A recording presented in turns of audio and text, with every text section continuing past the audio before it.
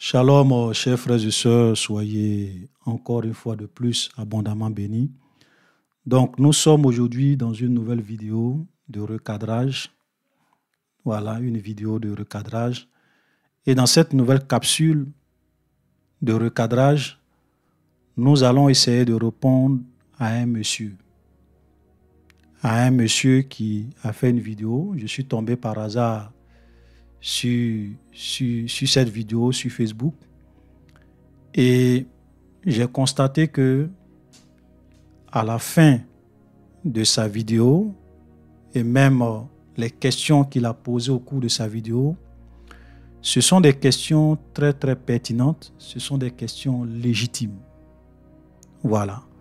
Donc, ce n'est pas la vidéo d'un pasteur, ce n'est pas aussi la vidéo d'un chrétien, c'est la vidéo de quelqu'un qui n'est pas chrétien, qui ne connaît pas Dieu et qui a posé à la fin de son développement, à la fin de la vidéo, qui a posé une question très, très, très, très importante.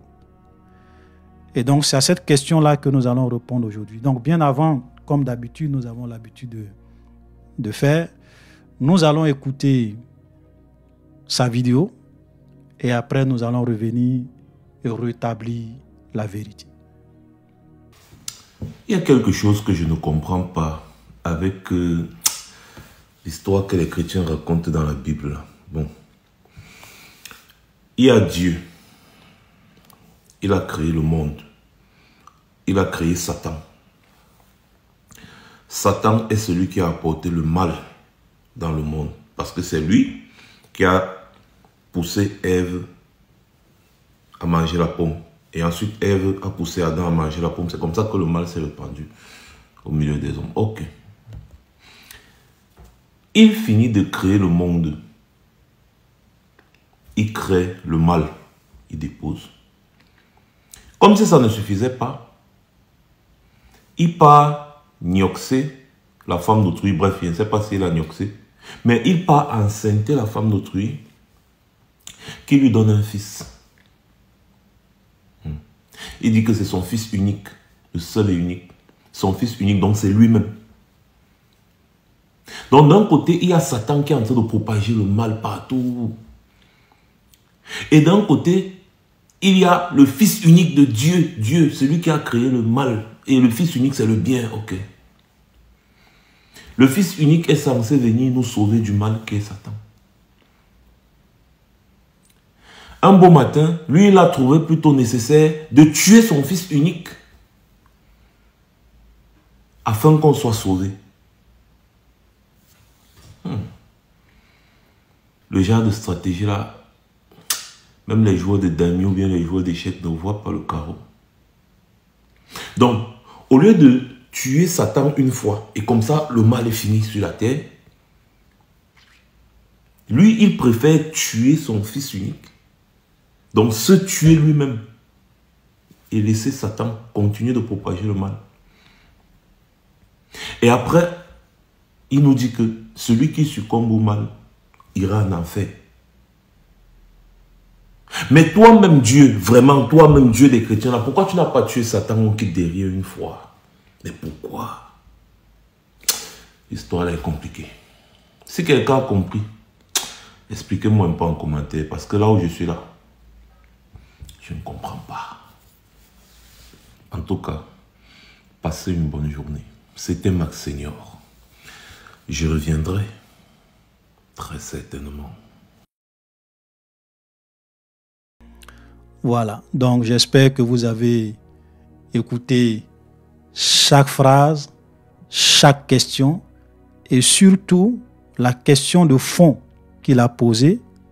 C'est la dernière question. Pourquoi Dieu a préféré sacrifier son fils, a préféré tuer son fils au lieu de tuer Satan? Voilà, c'est quelle stratégie? Quelle est cette stratégie qui consiste, au lieu de tuer celui qui fait le mal, celui qui a répandu le mal dans le monde, tu préfères laisser Satan qui répand le mal et toi, Dieu, tu tues ton fils pour sauver les hommes du mal que le diable crée dans le monde. Question légitime, question fondamentale, question réaliste et pertinente. Voilà. Et j'ai même, je crois, dans une autre vidéo, même, j'ai même vu des gens, sur Facebook toujours, dire que le Dieu des chrétiens accepte des sacrifices humains, a accepté un sacrifice humain, puisque Jésus est venu mourir. Et on dit que ce n'est pas ce sacrifice-là que Dieu nous sauve. Donc ça veut dire que même Dieu même accepte des sacrifices humains. Voilà. Donc pourquoi est-ce que nous les chrétiens, on se plaint quand souvent certains peuples font aussi des sacrifices humains? Ou bien même quand les gens font des sacrifices de moutons, de poulets qu'ils offrent à leur Dieu. Pourquoi on se plaint? Pourquoi on les condamne? Pourquoi on parle d'idolâtrie? Voilà. Alors, donc, on va essayer de répondre à cette question en 5 grandes vérités. 5 grandes vérités. Voilà. Donc, je vous encourage à mettre des likes, à partager nos vidéos.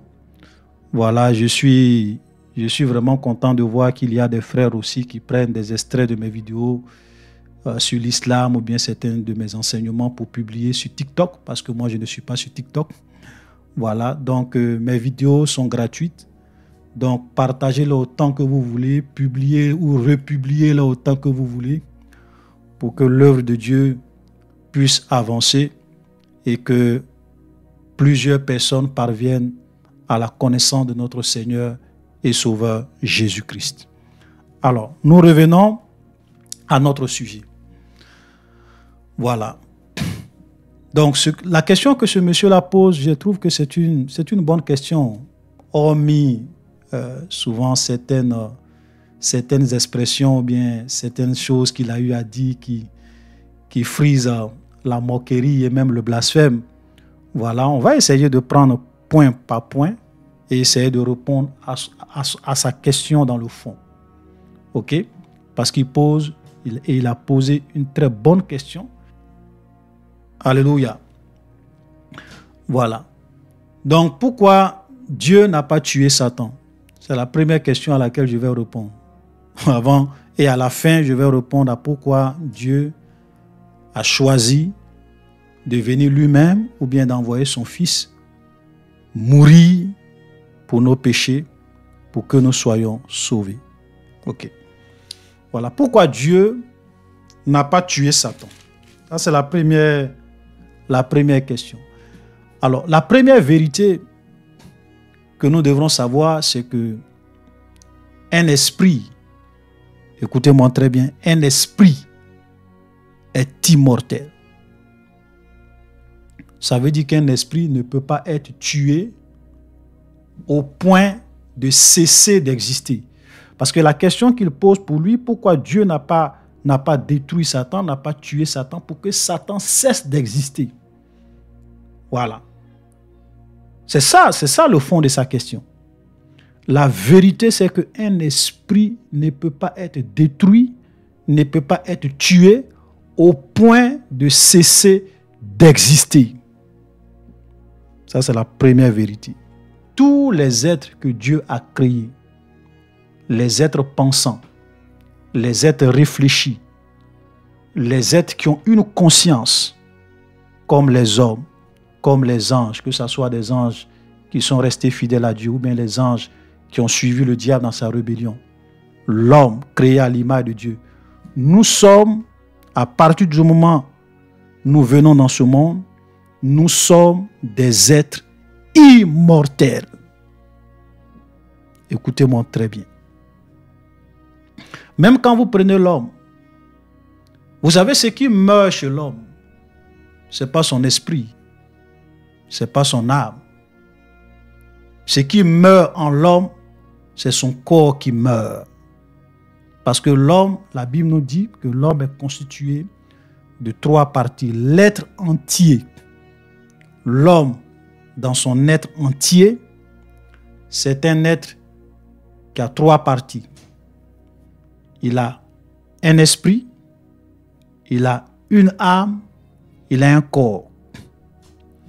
Donc, ce qu'il meurt, ou bien ce qui est appelé à mourir après le péché d'Adam dans le jardin d'Éden, c'est le corps de l'homme.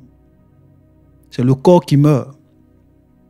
Vous avez souvent des musulmans qui viennent dire, vous dites que Jésus est Dieu. Bon, si Jésus est Dieu, Jésus est mort à la croix. Donc Dieu est mort. Le Dieu des chrétiens est mort. Parce que vous ne comprenez ni les Écritures, ni la puissance de Dieu. Dieu ne peut pas mourir et Dieu ne meurt pas. Je vais dire, ce n'est pas l'Esprit de Dieu qui est mort à la croix. Parce que même l'Esprit des hommes est immortel, l'Esprit des anges sont immortels. Ok? L'Esprit même d'un ange déchu est immortel. Donc ce n'est pas l'Esprit de Dieu qui n'est pas immortel. Dieu ne peut pas mourir. Donc, quand Jésus est venu dans ce monde, ce qui est mort à la croix, c'est son corps. Parce qu'il est venu dans ce monde avec un corps mortel. Et nous allons comprendre pourquoi Jésus a pris un corps mortel pour venir dans ce monde. Parce qu'il aurait pu prendre un corps immortel. Quand Jésus est mort, qu'il est ressuscité, le corps qu'il a après sa résurrection, c'est un corps de gloire, c'est un corps incorruptible, c'est un corps qui ne peut pas mourir. Et la Bible nous dit que nous aussi, quand Jésus reviendra, nous allons être ressuscités. Et ceux qui ne sont pas morts vont revêtir des corps de gloire. Et ces corps-là sont des corps qui ne peuvent pas mourir. Ce sont des corps incorruptibles, capables de défier les lois de la nature. C'est avec ce corps que Jésus est monté au ciel. Il a défié la loi de la gravitation. C'est avec ce corps qu'il pouvait disparaître et réapparaître. Quand nous lisons l'évangile de Jean, on voit que Jésus, après sa résurrection, ses disciples étaient dans une maison, la porte était fermée, et puis Jésus est apparu subitement au milieu d'eux. C'est-à-dire que le corps de gloire que nous allons avoir, ou bien le corps que Jésus a présentement après sa résurrection, c'est un corps incorruptible. Donc il aurait pu prendre ce corps, mais si Jésus a pris un corps mortel pour venir dans ce monde, dans une première étape, pour mourir pour nous, il y a un objectif, il y a un but que nous allons expliquer. Donc, soyons clairs. Un esprit ne meurt pas. Les êtres conscients, les êtres pensants que Dieu a créés sont des êtres immortels. Et la Bible nous le dit. Cette vérité que je viens de développer, nous le voyons clairement. Dans Matthieu chapitre 10, le verset 28, Jésus dit: ne craignez pas ceux qui tuent le corps et qui ne peuvent tuer l'âme. Mais craignez plutôt celui qui peut faire périr l'âme et le corps dans la géhenne. Donc, ici, Jésus est clairement en train de nous faire comprendre que le monde matériel dans lequel nous sommes, tout ce qu'on peut faire à un homme de grave, si on a trop fait, c'est de tuer son corps. Voilà. Mais on ne peut pas tuer l'âme. C'est impossible. Donc c'est pour cela qu'il dit: ne craignez pas ceux qui tuent le corps et qui ne peuvent tuer l'âme. Les gens ont tué le corps de Jésus. Jésus est mort à la croix, c'est son corps qui est mort. Même moi-même, tu prends un revolver, tu tires sur moi, c'est mon corps que tu vas tuer. Tu ne peux pas tuer mon âme parce que je suis un être immortel. Mon esprit retourne à Dieu, mon esprit retourne dans le monde invisible. Et nous le voyons cela dans Ecclésiaste. Ecclésiaste, chapitre 12, le verset 7 nous dit: avant que la poussière retourne à la terre, parce que Jésus a dit, tu es poussière, il a dit à Adam, tu es poussière, tu retourneras à la poussière, comme elle y était, et que l'esprit retourne à Dieu qui l'a donné. Vous comprenez? L'esprit retourne à Dieu qui l'a donné. Donc l'esprit ne peut pas être tué. Regardez la seconde phrase, il dit, craignez plutôt, on est toujours dans Matthieu 10, 28, craignez plutôt celui qui peut faire périr l'âme et le corps dans la géhenne. Ici, seul Dieu peut faire périr le corps et l'âme dans la géhenne. Mais ici, on n'a pas dit que Dieu peut faire périr le corps et l'âme au point que l'âme et le corps n'existent plus. Non. Parce que la finalité où l'âme et le corps peuvent atterrir, c'est la géhenne, les temps de feu et de soufre, le séjour des morts. Voilà. Pourquoi on parle de corps? Vous savez, nous sommes dans ce monde, nous mourrons physiquement, mais laissez-moi vous dire que la Bible dit qu'à la résurrection de toutes choses, à la résurrection ou bien au jugement dernier, même ceux qui sont morts, ils vont revenir à la vie, ils vont réintégrer leur corps. Eux aussi, ils vont subir une résurrection. On appelle ça la résurrection des morts. Il y a la résurrection des saints, des vrais chrétiens, de tous ceux qui ont mené une vie à la gloire de Dieu. Quand Jésus viendra, eux ils vont revenir à la vie. Et au jugement dernier, il y aura la résurrection des morts. C'est-à-dire que même les gens qui sont morts, qu'on a enterrés, ils vont réintégrer leur corps et ils seront jugés selon leurs œuvres. Et leur être entier, c'est-à-dire que leur corps, leur âme, leur esprit, leur être entier va être jeté dans l'étang de feu et de soufre, que la Bible appelle la seconde mort. Quand la Bible parle de la seconde mort, la Bible n'est pas en train de dire qu'on te détruit pour que tu cesses d'exister. La seconde mort n'est rien d'autre que la séparation éternelle avec Dieu. Amen. Donc, être séparé éternellement de Dieu, aller dans le lac de feu et de soufre que nous appelons généralement l'enfer, le lieu de torture, le lieu de souffrance éternelle. Ok? C'est ça, la seconde mort. Et nous voyons cela dans l'Apocalypse. Parce que c'est mieux toujours qu'on lise, parce que c'est important que nous puissions expliquer les choses conformément à la parole de Dieu. La Bible dit, au jugement dernier, Apocalypse chapitre 20, le verset 12, « Puis je vis un grand trône blanc, et celui qui était assis dessus, la terre et le ciel s'enfuient devant sa face, et il ne fut plus trouvé de place pour eux. Je vis les morts, les grands et les petits qui se tenaient devant le trône. Des livres furent ouverts, et un autre livre fut ouvert, celui qui est le livre de la vie, et les morts furent jugés selon leurs œuvres, d'après ce qui était écrit dans ces livres. La mer, rendit les morts qui étaient en elle. La mort et le séjour des morts rendit les morts qui étaient en eux, et chacun fut jugé selon ses œuvres. La mort et le séjour des morts fut jeté dans l'étang de feu. C'est la seconde mort, l'étang de feu. L'étang de feu, c'est la seconde mort. La séparation éternelle avec Dieu. Donc ici, nous voyons que Jean, quand il voit le jugement dernier, il dit, la mer va rendre les morts qui sont en elle. La mort et le séjour des morts vont rendre les morts qui sont en eux. Et tous ces morts vont revenir à la vie et ils vont comparaître devant le trône blanc et seront jugés selon leurs œuvres. Et après leur jugement, parce qu'ils ne sont pas dignes d'hériter le royaume de Dieu, ils seront jetés dans l'étang de feu et de soufre. C'est pour cela que Jésus dit, craignez plutôt celui qui peut faire périr le corps et l'âme dans la géhenne. Donc l'âme et le corps est destiné soit à aller dans la géhenne ou bien est destiné à aller au paradis. Nous ne mourrons pas au point de cesser d'exister. Nous sommes des êtres immortels. Première vérité. Donc Dieu ne peut pas détruire le diable au point que le diable puisse cesser d'exister. Non. Si Dieu fait ça, je vais vous dire quelque chose, peut-être qu'il va vous surprendre. Si Dieu fait ça, il aura fait au diable le plus beau cadeau de sa vie.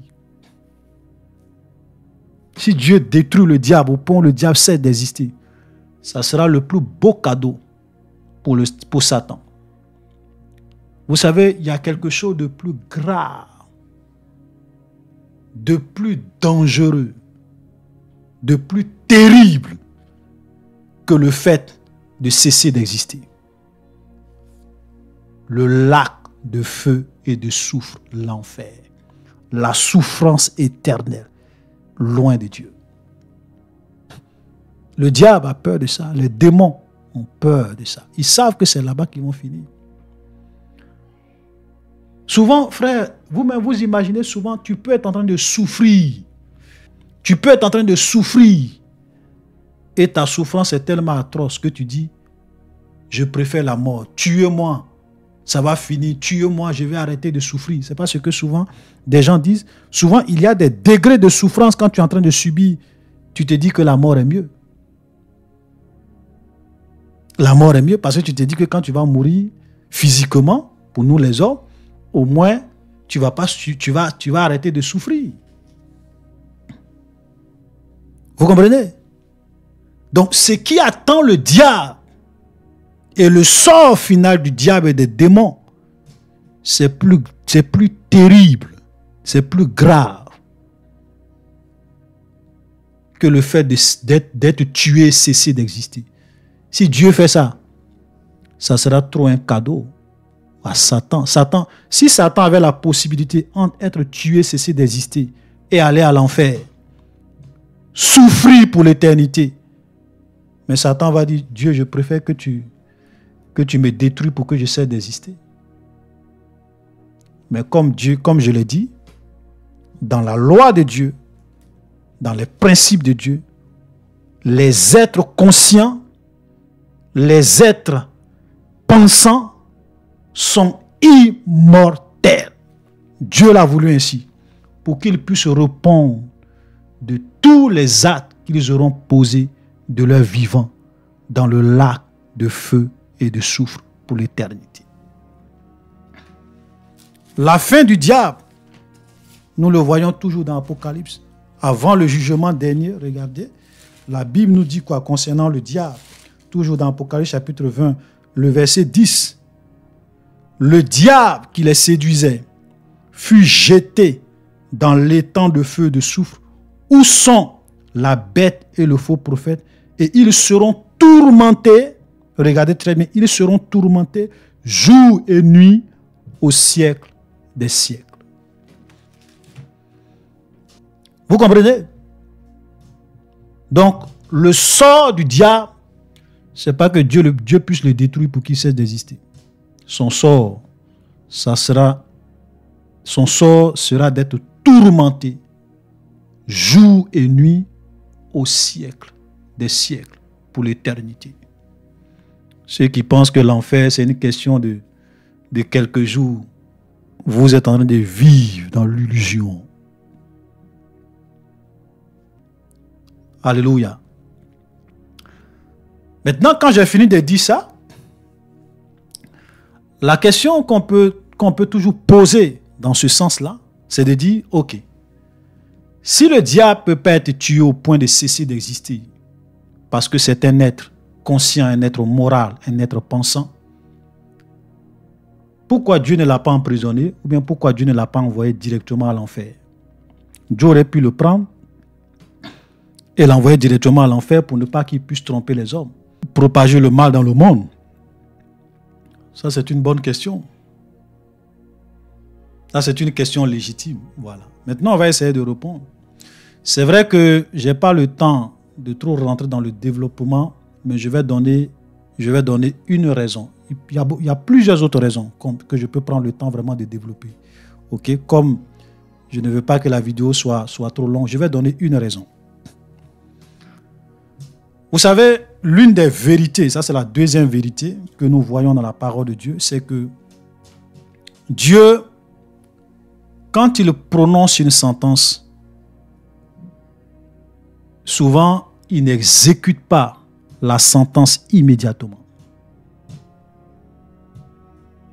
Dieu peut exécuter, Dieu peut délivrer une sentence et la sentence va s'exécuter à un moment donné où lui, Il sait qui l'a choisi. Et Dieu le fait premièrement par amour. Il le fait par amour, il le fait dans sa grande sagesse. Je vous donne un exemple parce que cette sagesse-là et cet amour-là, on le voit plus à l'égard de l'homme. Vous savez, c'est trop facile de dire pourquoi Dieu n'a pas détruit Satan et l'homme. Imaginez que Dieu dit, dès que quelqu'un fait le mal, je le punis en même temps, c'est-à-dire que je le tue physiquement si c'est un homme, ou bien si c'est un esprit, je le prends, je l'envoie dans le lac de feu, de soufre à l'enfer. Supposons. Dès que tu pèches, on te juge, on t'envoie dans le lac de feu et de soufre. Ça veut dire que dès que l'homme avait péché dans le jardin d'Éden, Dieu devrait aussi tuer l'homme et l'envoyer à l'enfer. Donc ça veut dire que nous-mêmes qui sommes en train de parler, on n'allait pas exister. On n'allait pas exister. Le monde n'allait pas exister. Le monde n'allait pas être... Il n'allait pas avoir des hommes dans ce monde. Parce que nous tous, nous péchons. Vous comprenez? Donc Dieu, souvent, dans son amour et dans sa grande sagesse, quand tu fais le mal, il fixe un temps où ta punition sera exécutée. Il a fait à l'égard du diable. Le diable a péché. Satan connaît sa sentence, mais il donne un temps. Il a fixé un temps. Ce n'est pas dans l'immédiat. Dieu a fixé un temps où Satan va être saisi et jeté dans l'étang de feu de soufre. Quand Adam a péché dans le jardin d'Éden, Dieu ne l'a pas fait mourir sur le champ. Dieu ne l'a pas détruit sur le champ. Dieu donne toujours un temps. Et pendant ce temps-là, pendant le temps qu'il nous donne, nous avons la possibilité de nous repentir. Nous avons la possibilité de venir à Jésus. Nous avons la possibilité d'être sauvés. Je parle par rapport aux hommes parce que le diable et les démons, leur sort est déjà scellé. Je pourrais même vous expliquer pourquoi le diable ne peut pas être pardonné, pourquoi les démons ne peuvent pas être pardonnés, mais ce n'est pas l'objectif de cette vidéo, pour ne pas que ça soit trop long. Ok? Donc pendant ce temps-là, tu te repens. Donc ça veut dire que la patience de Dieu est une preuve de l'amour de Dieu. Et la Bible nous le dit lorsque nous lisons 2 Pierre chapitre 3, le verset 9. La Bible dit quoi? Le Seigneur ne tarde pas dans l'accomplissement de la promesse, comme quelques-uns le croient, mais il use de patience envers nous, ne voulant pas qu'aucun périsse, mais voulant que tous arrivent à la repentance. Vous comprenez? Ça veut dire que quand Dieu est patient, quand Dieu fait une promesse, de façon générale, Dieu fait une promesse, et souvent, il tarde dans l'accomplissement de sa promesse, tel que par exemple le jugement dernier, c'est parce qu'il veut que les hommes puissent réellement rentrer en eux-mêmes, changer de voie, se repentir, revenir à lui et être sauvés. Alléluia. Donc la patience de Dieu est une preuve de l'amour de Dieu. Et comme Dieu ne peut pas faire du 2 poids 2 mesures, s'il est patient à l'égard des hommes, il sera aussi patient à l'égard même du diable et de ses démons. Parce que Dieu est un Dieu de principe et de justice. Il ne fait pas du 2 poids 2 mesures. Alléluia. Dieu ne fait pas du 2 poids 2 mesures. Personne, aucune de ces créatures, n'est au-dessus de la loi. En fonction de leur nature. Voilà, ça c'est une vérité. Ok? Donc, Dieu n'exécute pas ses sentences sur le champ. Quand tu fais quelque chose, quand tu fais le mal, Dieu ne te punit pas sur le champ. Dieu ne te détruit pas sur le champ. Dieu ne t'envoie pas à l'enfer sur le champ. Dieu ne t'emprisonne pas sur le champ. Voilà, ça c'est très important. Alléluia. Donc ça c'est vraiment la deuxième vérité que nous avons vraiment besoin de savoir. C'est pour cela qu'aujourd'hui, les gens se demandent mais pourquoi Dieu n'a pas détruit le diable, Dieu n'a pas attrapé Satan pour l'envoyer à l'enfer, il laisse le diable se promener. C'est parce que Dieu est patient. Et il ne fait rien pour rien. S'il laisse le diable un laps de temps, il y a une raison. Je vous ai juste donné une seule raison, il y en a plusieurs autres, mais nous allons continuer. Dans sa vidéo, le monsieur, il a dit quelque chose. Il dit Dieu a créé Satan. D'abord, il dit que c'est Dieu qui a créé le mal, parce qu'il dit que Dieu a créé Satan. Et Satan a créé le mal. Voilà, donc c'est Satan qui a créé le mal, puisque c'est Satan qui est venu tenter Ève dans le jardin d'Éden et Ève a mangé une pomme. D'abord, ce n'est pas vrai. La Bible n'a jamais dit que le fruit de l'arbre de la connaissance du bien et du mal, c'était une pomme. Ça, c'est souvent nous les hommes dans notre imagination. Nous pensons que ce que Adam et Ève ont mangé, c'est une pomme. La Bible, il n'y a pas un seul verset dans la Bible qui nous dit que le fruit de l'arbre de la connaissance du bien et du mal, c'est une pomme. Ça n'existe pas. Ok, ça c'est pas vrai. Mais bon, ce sont des détails. Ensuite, il dit que c'est Dieu qui a donc créé le mal. Puisque c'est lui qui a créé le diable, qui a créé le mal. Donc Dieu a créé le monde, il a déposé, et ensuite il crée le mal et il dépose. Voilà. Et après, à la fin, il dit, après Dieu lui-même, il dit, si nous faisons le mal, nous irons à l'enfer. Pourtant, c'est lui qui a créé le mal. Qui a créé le mal? Voilà la grande question. Voilà la grande question. Parce que dans l'esprit de beaucoup de personnes, ils pensent que d'autres vont vous dire que c'est Dieu qui a créé le mal. D'autres vont vous dire que c'est le diable qui a créé le mal. Voilà. Je vais vous surprendre en vous disant que ce n'est pas Dieu qui a créé le mal. Et je vais encore plus vous surprendre en vous disant que ce n'est pas le diable qui a créé le mal. Ce n'est pas non plus l'homme qui a créé le mal. D'où vient le mal? Écoutez-moi très bien, je dis, Dieu n'a pas créé le mal. Satan n'a pas créé le mal. Les hommes n'ont pas créé le mal. D'où vient donc, qui a donc créé le mal? D'où vient le mal? Ça, c'est très important. Je vous prie de m'écouter.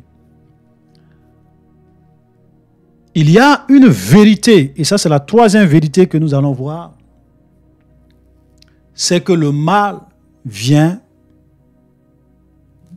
du libre arbitre. Le mal vient du fait que nous sommes des êtres libres. Dieu nous a créés, pas que Dieu a créé le mal, Dieu nous a créés avec la volonté, avec la capacité de faire un choix, de décider par nous-mêmes notre libre arbitre, ce que les gens appellent le libre arbitre. À partir du moment où Dieu crée des êtres avec un libre arbitre, automatiquement, ils ont la capacité et la possibilité de faire le mal. Automatiquement. Parce que le choix, le mal c'est quoi? Le mal n'est rien d'autre que tout ce qui s'écarte de la volonté de Dieu ou bien du choix de Dieu. Le mal n'est pas forcément peut-être quelque chose, parce que souvent nous quand on parle du mal, on pense que c'est quelque chose qui est mauvais, c'est ça.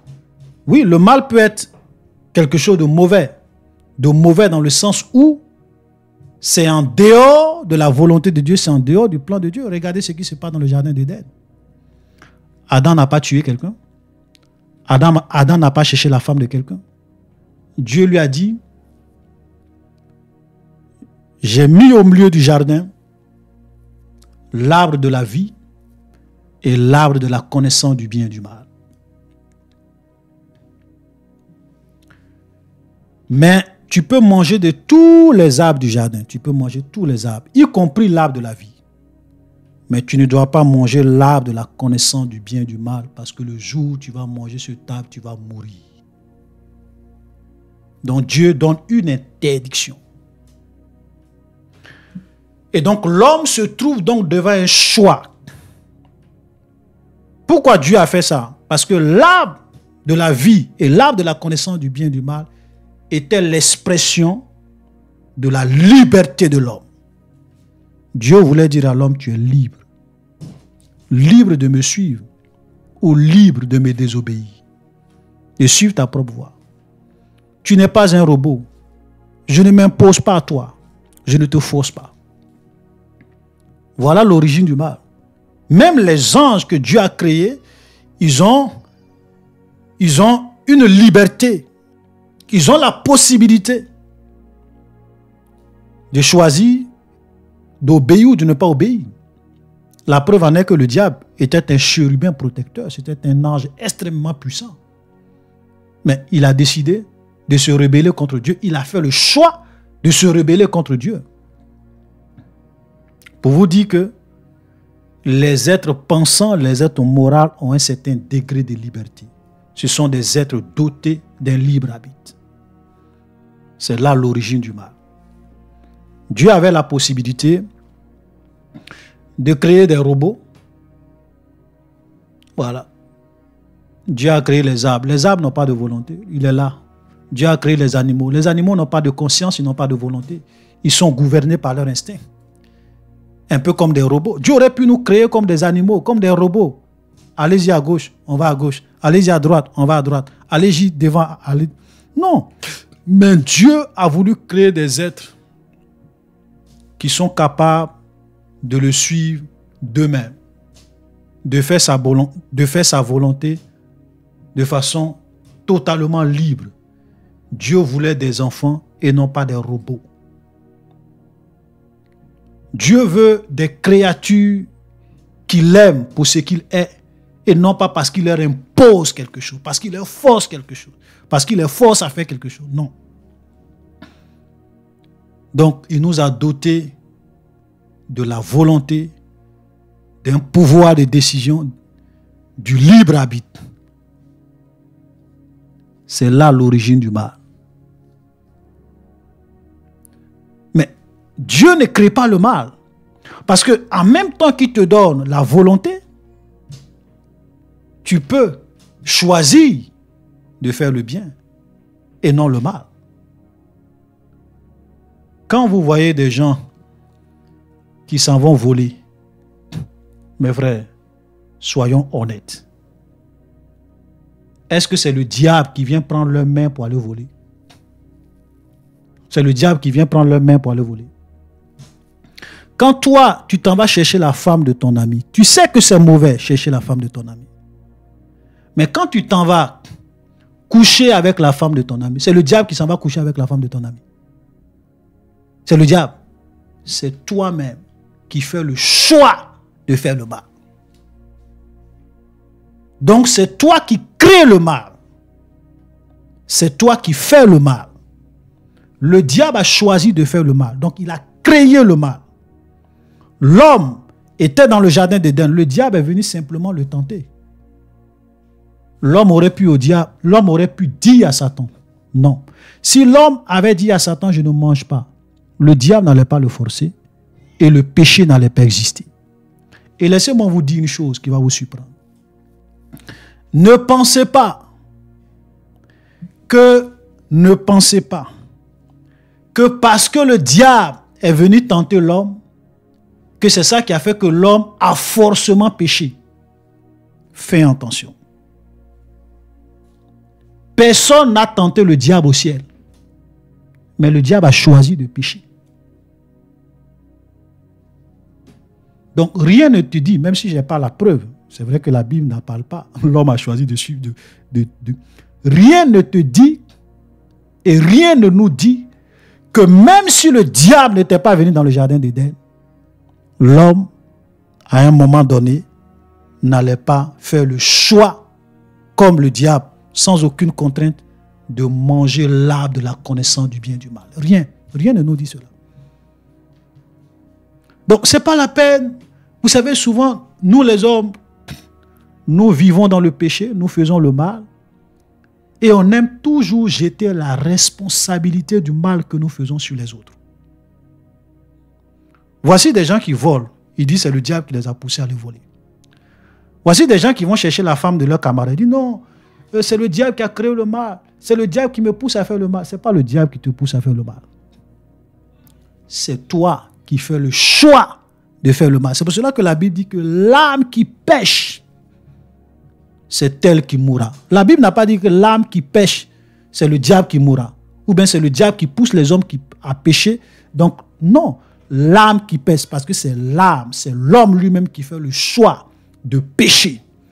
Si tu fais le choix de ne pas pécher, le mal n'existera pas. Ou du moins, tu ne commettras pas de mal. L'homme aurait pu dire, l'homme avait toute la liberté de dire à Satan, je ne mange pas.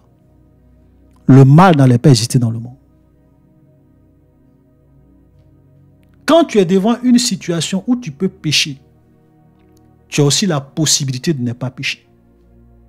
Donc quand tu commets ton péché, quand tu fais le mal, ce n'est pas la peine de venir dire le diable. Ce n'est pas la peine de venir dire non les sorciers. Ce n'est pas la peine de venir dire non Dieu. Ce n'est pas la peine de venir dire la chair est faible. C'est toi qui fais le mal. C'est pour cela, écoutez-moi très bien, au jour du jugement, comme nous l'avons lu tout à l'heure, la Bible dit que chacun sera jugé selon ses œuvres. Les hommes seront condamnés sur la base de leurs propres œuvres et non sur la base des œuvres du diable. Satan sera jugé selon ses œuvres. Chaque être humain sera jugé selon ses propres œuvres. On n'a pas dit selon les œuvres de tes parents, selon les œuvres du diable. Non, non, non, non, non. Chacun sera jugé selon ses propres œuvres. Frère, voilà une vérité. Dieu n'a pas créé le mal, le diable n'a pas créé le mal, l'homme n'a pas créé le mal. Chacun fait le choix de faire le mal. Parce que nous sommes des êtres libres. Voilà la vérité.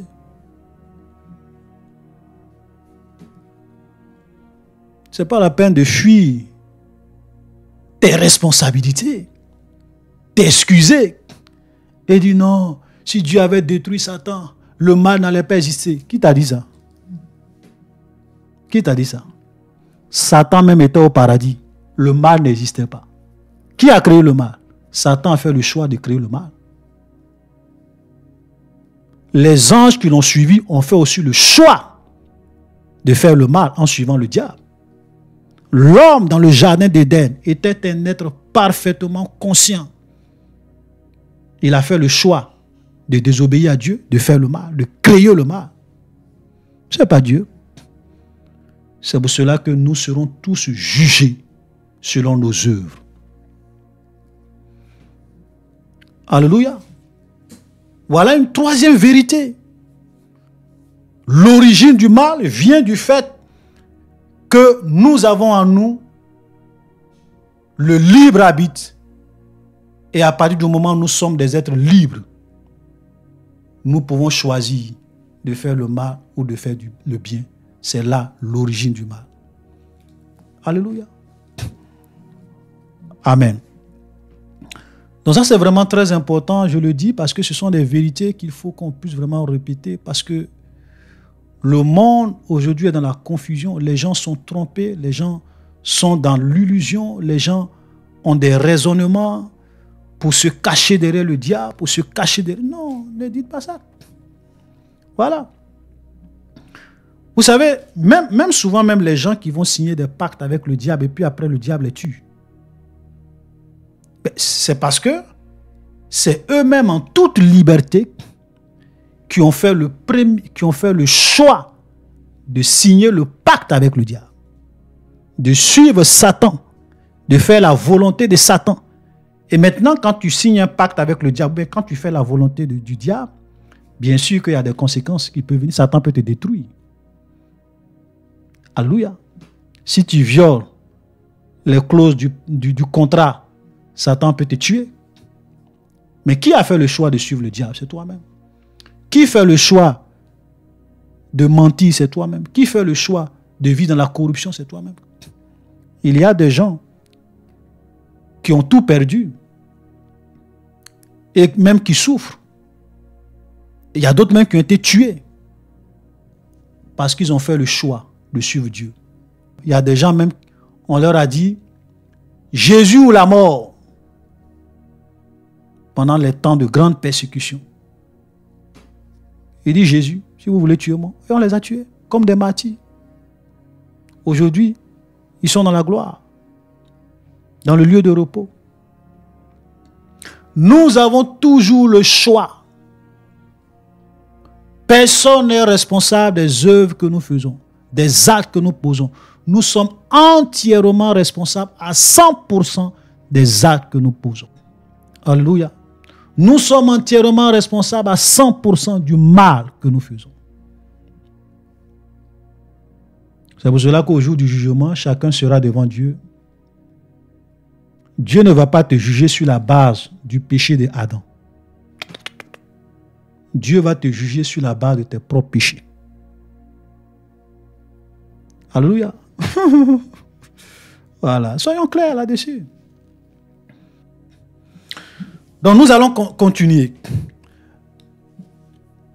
avec la dernière, d'abord l'avant-dernière vérité. Il dit Dieu a enceinté la femme d'autrui qui lui a donné un fils. Et il dit que c'est son fils unique, c'est-à-dire Dieu lui-même. Voilà, bon. Premièrement, parce que même au début, il a voulu dire que Dieu a nioxé. Bon, après, il dit, je ne sais pas s'il a nioxé. Okay. Vous savez, l'une des vérités que nous avons besoin de savoir, c'est que tout ce qui existe dans ce monde appartient à Dieu. Tout ce qui vit, tout ce qui respire, tout ce qui même est animé ou inanimé appartient à Dieu. La Bible dit que tout ce qui est dans ce monde, tout a été créé pour lui, pour lui, pour lui. Donc ça lui appartient, par lui et en lui. C'est pour cela que Dieu dit que s'il était un homme et qu'il avait fait, s'il avait réellement fait, il n'allait pas venir demander à quelqu'un, est-ce que je peux prendre ça, ça. Il allait venir prendre ce qui lui appartient, sans demander la permission à quelqu'un. Donc, toute vie dans ce monde est la propriété de Dieu. Nous sommes comme le produit de Dieu. Celui qui a un produit, il peut en faire ce qu'il veut. Tu ne vas pas lui demander, qui t'a donné le droit d'utiliser ce produit? Il dit, c'est pour moi. Donc, Dieu peut choisir une femme parmi ces créatures qui lui appartiennent parce qu'elle est pieuse, parce qu'elle craint Dieu, et dit, je vais permettre à ce que tu tombes enceinte. Et Marie est tombée enceinte, il n'y a pas eu de rapport sexuel. Il n'y a pas eu de rapport sexuel pour dire que Dieu allait coucher avec la femme de quelqu'un d'autre. Ça, c'est un blasphème. Voilà. C'est Dieu qui a créé l'homme, il sait comment l'organisme de l'homme fonctionne, et donc Marie est tombée enceinte sans rapport sexuel. Première vérité. Et puis, c'est vrai que toute chose appartient à Dieu. Même les hommes, nous appartenons à Dieu, mais Dieu respecte tellement notre liberté. Il nous a créés comme étant des êtres libres. Il ne nous force pas. Il ne s'impose pas à l'homme. Vous savez ce que Dieu fait? Avant que Marie ne tombe enceinte, il envoie un ange pour informer Marie. Et Marie donne son accord. Il va aussi informer son fiancé Joseph. Parce qu'ils n'étaient pas encore mariés, ils étaient fiancés. Il va informer son fiancé Joseph. Vous comprenez? Donc, ce n'est pas la peine de vouloir dire des choses qui ne sont pas vraies. Parce que la première concernée même, c'est Marie. C'est pour cela que Dieu est d'abord allé vers elle pour l'informer. Elle n'était pas encore officiellement mariée à Joseph. Non, elle n'était pas la femme de Joseph. On comprend? Et c'est Marie qui a donné son accord. Et elle est tombée enceinte. Et même quand Joseph a vu que Marie est tombée enceinte, il voulait se séparer, l'ange allait voir Joseph. Et Joseph a accepté, il était d'accord maintenant, d'accord parce qu'il savait que la chose venait de Dieu. Voilà Dieu, frère. Vous voyez comment Dieu respecte la liberté de l'homme. Vous voyez comment Dieu respecte la dignité de l'homme. Vous voyez comment Dieu respecte le libre arbitre de l'homme. Marie aurait pu dire, Seigneur, moi je ne veux pas. Si Marie avait dit, Seigneur, si Marie avait dit à l'ange, je ne veux pas, je refuse catégoriquement, Dieu n'allait pas s'imposer à Marie. Dieu, c'est un gentleman. Il ne force personne. Donc ça, c'est une vérité que je voulais. Ceux qui aiment souvent dire, oui, Dieu a enceinté Marie, il a enceinté la Marie d'autrui, la femme d'autrui, faites attention. Tout appartient à Dieu. Et malgré que tout lui appartient, il respecte la dignité de l'homme, la volonté de l'homme. Il ne s'impose pas. Il vient t'informer. Si tu veux, tu dis non. Si tu veux, tu dis oui. Tu as toujours le choix. Alléluia. Dernière vérité, et nous allons nous arrêter là. La question fondamentale qu'il a posée à la fin, il dit donc Dieu, au lieu de tuer Satan, a préféré tuer son fils pour nous sauver du mal. Et il dit que ce genre de stratégie-là, même les joueurs de damier et d'échecs ne voyaient pas dans le carreau. Voilà. Donc, comment Dieu peut-il tuer son fils au lieu de tuer Satan qui répand le mal? Voilà. Donc, on va essayer de répondre. Ça, c'est la 5e vérité que nous allons développer. Alors, vous savez, comme je l'ai dit en introduction, dans la première vérité, que c'est le corps qui meurt. Sinon, l'esprit et l'âme ne meurent pas. Les êtres que Dieu a créés sont des êtres immortels. Maintenant, pourquoi Jésus est venu avec un corps mortel? Jésus est venu avec un corps mortel simplement parce qu'il voulait se lier à notre humanité pour nous sauver. Parce que ce sont les hommes qui pêchent. C'est l'âme qui pêche. Donc, il fallait que le Christ se lie à notre humanité, qu'il devienne homme. C'est pour cela que nous disons que Jésus est 100% homme, il est aussi 100% Dieu. Et Hébreu nous dit, le Christ entrant dans le monde dit, tu n'as voulu ni holocauste, ni sacrifice, tu m'as quoi? Tu m'as formé un corps. Donc, Dieu le Père a formé un corps pour le Fils qui est rentré dans ce monde. Pour une mission.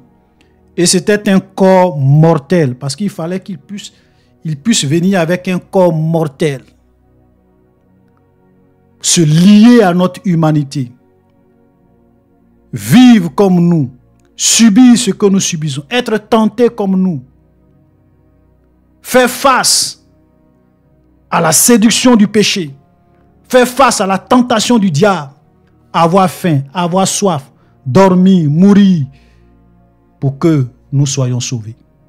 Et ça, c'est quelque chose que souvent, nous-mêmes, nos amis musulmans ne comprennent rien. Oui, comment Dieu peut mourir. Oui, comment Dieu peut avoir soif. Oui, comment Dieu peut dormir. Oui, comment Dieu peut avoir sommeil. Parce que Jésus est venu dans un corps mortel, un corps semblable à notre corps, qui pouvait avoir soif, faim, qui pouvait se fatiguer, qui pouvait aussi mourir. Parce qu'il voulait se lier à notre humanité, être semblable à nous, pour nous sauver de nos péchés. Alléluia. Maintenant, pourquoi Dieu ne pouvait-il pas décider de nous sauver sans forcément qu'il envoie son Fils unique mourir pour nous? Est-ce que Dieu avait besoin d'envoyer quelqu'un mourir pour le péché des hommes? Est-ce que Dieu lui-même était obligé de venir mourir pour le péché des hommes? Dieu peut décider. Il dit, bon, si vous vous repentez, si vous m'acceptez, vous êtes sauvés. C'est mal connaître Dieu.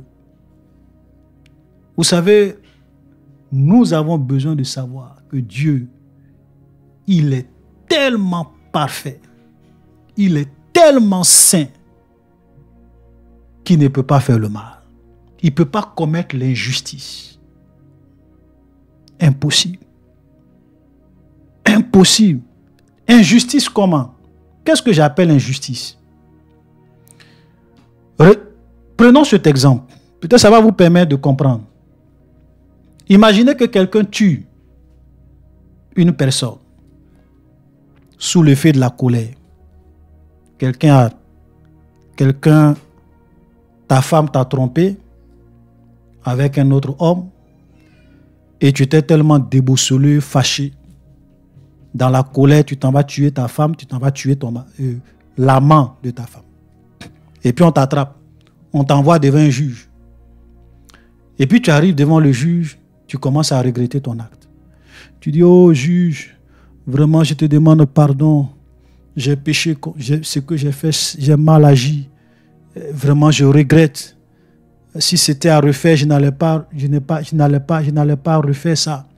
J'étais vraiment découragé, abattu, vraiment blessé dans mon amour propre que j'ai tué ces deux personnes. Pardonne-moi. Écoutez-moi très bien. Est-ce que vous pensez un seul instant que le juge va dire, ah oui, c'est vrai, quand je te regarde, je sais que tu es sincère, je sais que tu regrettes, je sais que tu as pris la décision de ne plus refaire ça. Tu es innocent. Est-ce que le juge va dire? Jamais. Le juge, il va te condamner à perpétuité, ou bien à la peine de mort, si c'est la sentence, ou bien la prison à vie, ou bien à 20 ans d'emprisonnement. Ferme. Il n'y a pas, tu es devant un juge, il n'y a pas d'émotion. Tu es devant un juge, il n'y a pas d'émotion, il n'y a pas d'état d'âme, il n'y a pas de pardon. Le juge, son rôle, c'est d'appliquer la justice, sans état d'âme.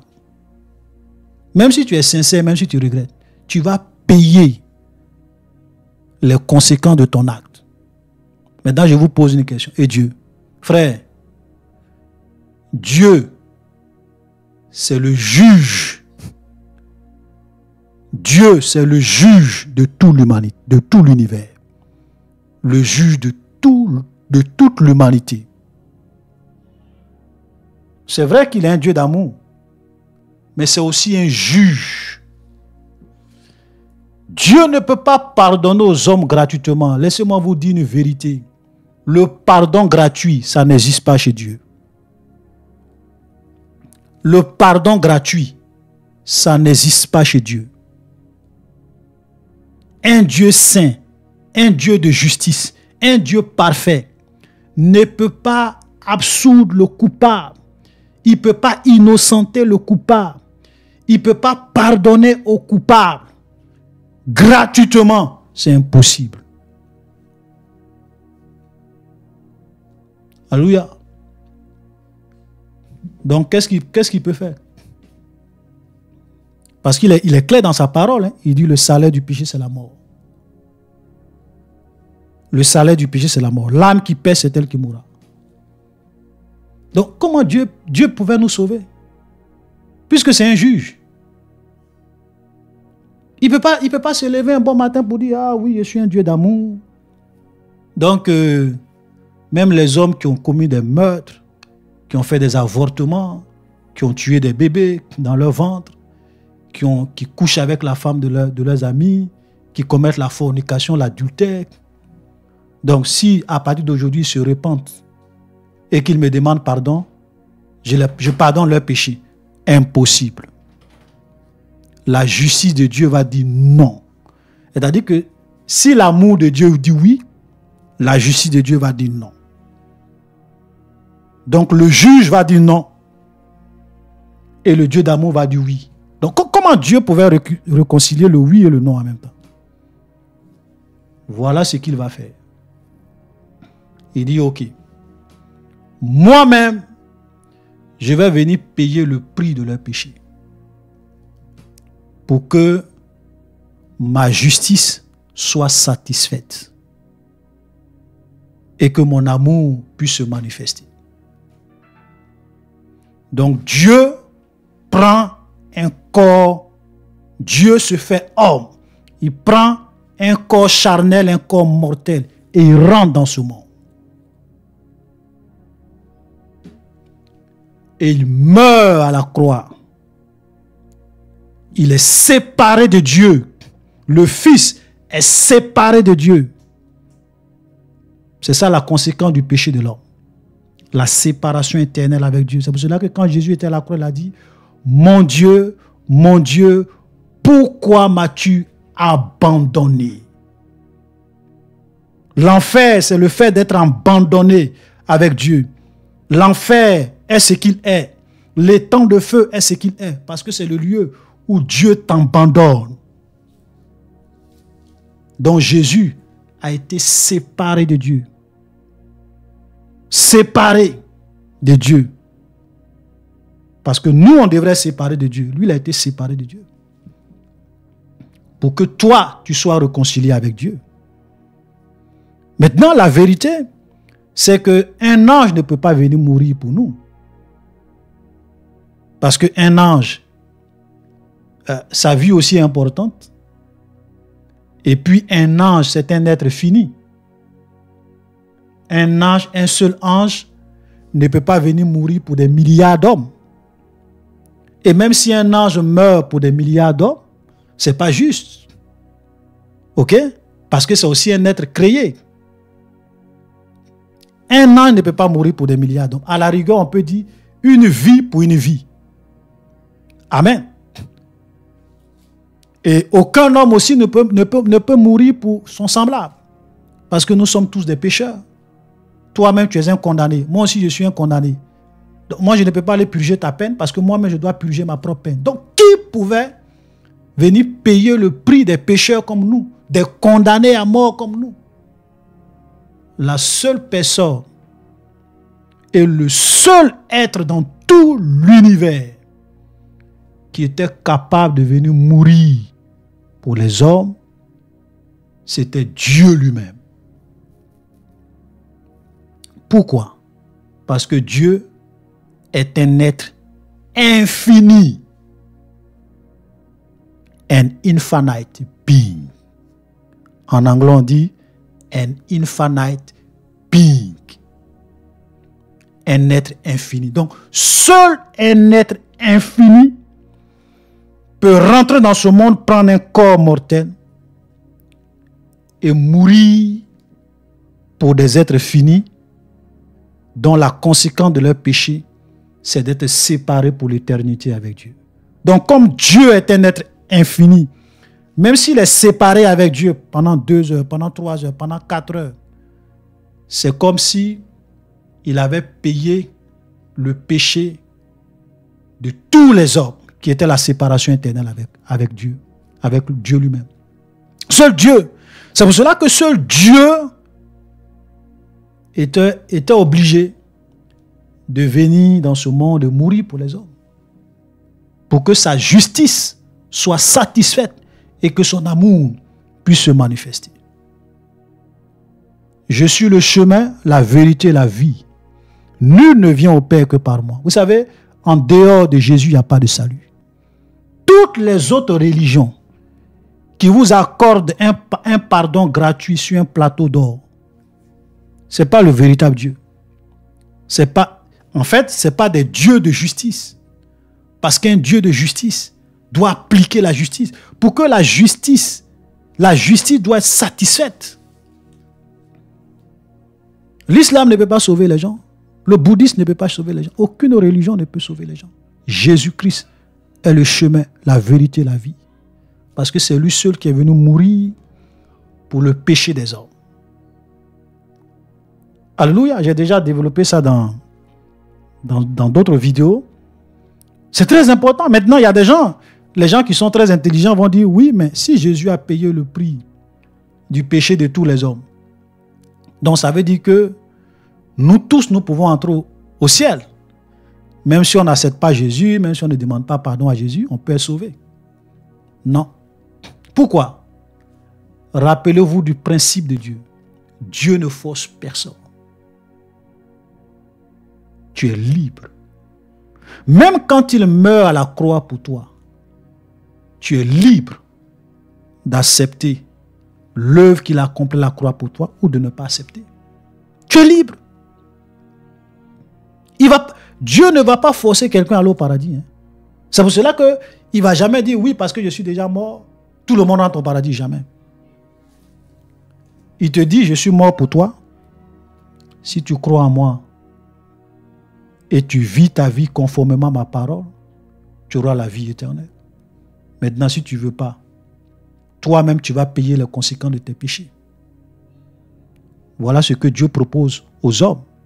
L'évangile, la bonne nouvelle. Alléluia. Vous savez ce que Dieu a fait à la croix, c'est un peu comme vous êtes un pauvre. Vous êtes un misérable. Vous vivez dans une pauvreté extrême. Vous n'avez même pas de lieu où dormir. Vous mangez une fois par jour. Souvent même, vous pouvez faire 2-3 jours sans manger. Et puis un jour, il y a un multimilliardaire qui passe par là et qui vous observe et il a pitié de vous. Et il vous appelle. Et il signe un chèque de 1 milliard de dollars. J'ai dit bien, il signe un chèque de 1 milliard de dollars. Et puis il te donne. Il te dit, prends. Et sors de ta pauvreté, sors de ta misère. Mais tu peux dire, potentiellement tu es riche. Tu as la possibilité d'être riche. Jésus est mort pour toi, tu as la possibilité d'être sauvé. Si tu acceptes son chèque. Mais il y a des gens qui disent non. Moi, je préfère vivre je préfère rester dans ma pauvreté. Jésus, je n'ai pas besoin de ton chèque. Le chèque de ton salut, je n'en ai pas besoin. Il y a d'autres aussi qui acceptent le chèque. Potentiellement, ils sont riches. Ceux qui acceptent le chèque, ce sont ceux qui acceptent Jésus comme leur Seigneur et leur Sauveur. Mais au lieu d'aller encaisser le chèque en leur nom, ils empochent le chèque. Mais si tu ne vas pas encaisser le chèque en ton nom, tu es toujours pauvre. Donc encaisser le chèque au nom de Jésus, c'est quoi? C'est maintenant vivre conformément à sa parole. Mettre en pratique sa parole. Alléluia. Là, tu es en train d'encaisser, tu es en train d'encaisser le chèque. Alléluia. Donc Dieu nous a donné un chèque, le chèque de la vie éternelle, du salut. Si tu veux, tu prends. Si tu veux, tu ne prends pas. Si tu veux, tu prends, tu vas encaisser. Si tu veux, tu prends, tu n'encaisses pas. Alléluia, il y a des gens qui prennent, qui n'encaissent pas. Ils continuent à vivre dans le péché. Ils continuent à se plaindre dans le mal. Alors que Jésus a dit, celui qui m'aime, c'est celui qui garde mes commandements. Celui qui ne m'aime pas, ne garde pas mes commandements. Eux, ils se disent qu'ils sont chrétiens, enfants de Dieu. Ils vivent et ils pratiquent le péché. Et ils pensent qu'ils s'en vont au ciel. Vous êtes en train de vivre dans l'illusion. Il faut accepter le chèque et aller encaisser le chèque. Dieu ne force personne. Voilà le message du Christ. Alléluia. Donc Dieu, pour que les hommes, pour que son amour puisse pardonner aux hommes, il fallait que quelqu'un vienne payer le prix de leur sentence, vienne les racheter. Dans la loi de Dieu, dans le principe de Dieu, Il y a le principe du rachat pour les hommes. Pour le diable et ses démons, il n'y a pas de rachat. Je n'ai pas le temps de vous développer ça maintenant, mais il n'y a pas de rachat. Seul l'homme a eu la possibilité d'être racheté. Ce n'est pas une injustice. Voilà, mais je n'ai pas le temps de rentrer dans les détails ici. Alléluia. Donc, chers frères et sœurs, voilà. Donc, nous avons répondu à la question de ce monsieur. C'est une très bonne stratégie. Dieu qui nous a aimés et qui a donné sa vie, son Fils unique, afin que quiconque croit en lui ne périsse point, mais qu'il ait la vie éternelle. C'est la meilleure des stratégies. Parce que Dieu est sage. Il est infiniment sage. Alléluia. Voilà. Dieu n'a pas sacrifié quelqu'un. D'ailleurs, même Dieu n'accepte pas de sacrifice des hommes. Même Abraham, quand Abraham voulait sacrifier son fils, Dieu a dit non. Alléluia. Voilà, même dans la loi de Dieu, Dieu avait interdit à son peuple dans l'Ancien Testament de faire des sacrifices humains. Voilà. Donc c'est pour cela que Dieu lui-même, il n'a pas voulu sacrifier des innocents. Lui-même, il est venu et il est mort pour toi et pour moi. C'est lui-même. Dieu lui-même. L'Éternel viendra lui-même. Dieu viendra lui-même et il est venu et il est mort pour nous, pour que nous ayons la vie.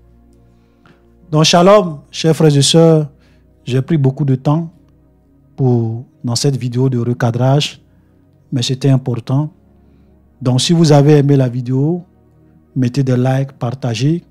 Et si vous connaissez très bien ce monsieur qui a posé la question pourquoi Dieu a préféré tuer son fils au lieu de tuer le diable, envoyez-lui cette vidéo pour qu'il puisse réellement comprendre et savoir que derrière tout ce que Dieu fait, il y a une raison. Shalom et soyez bénis.